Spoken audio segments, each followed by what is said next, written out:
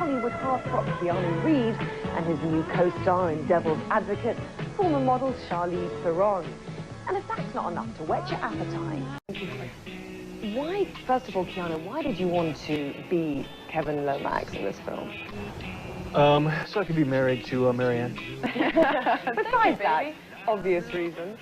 Why? It's just, not just anything. Well, I really like the script, I really like the story, I really like the way it was written, I like the way the story was told. And as an actor, it's a great part because it has a great emotional range and like that, you know? It's great colors in it.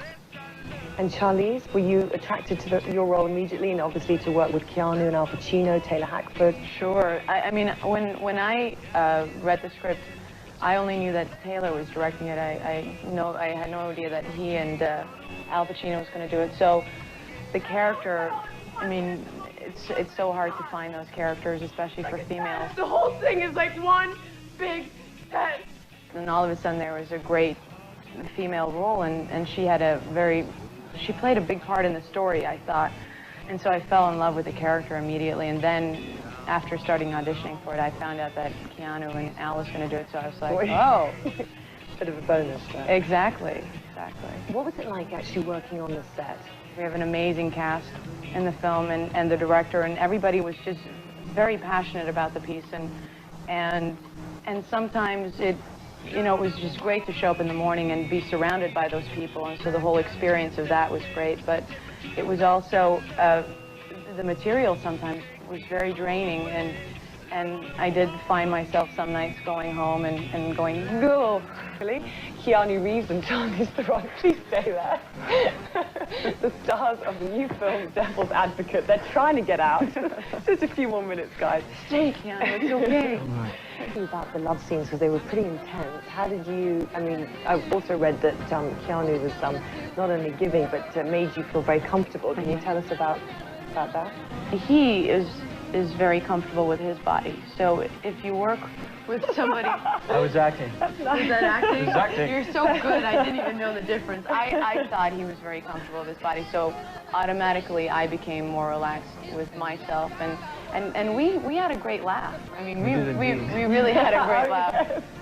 But it wasn't in the way of the work, though. I mean, it wasn't like something like, oh, this is just a joke. It was really something that was about, the reason it was going on was about the scene. And because even then, we'd finish a take and we'd go into this one room where we could smoke, and we'd have a smoke and just kind of hang out, and right? And just like... Exactly. And then go back into the fire, and, you know.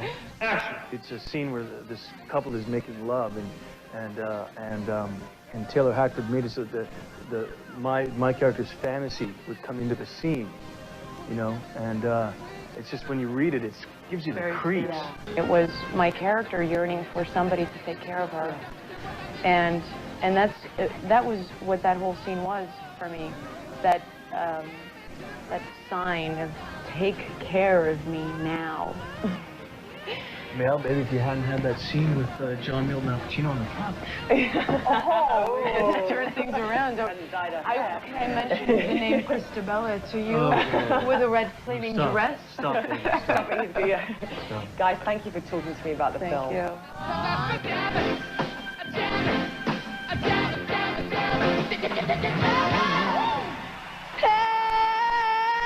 I have a film coming out in America in June called Mighty Joe Young for Disney, and I just finished a part in Woody Allen's Fall Project, and I started a project called The Astronaut's Wife in January with Johnny Depp.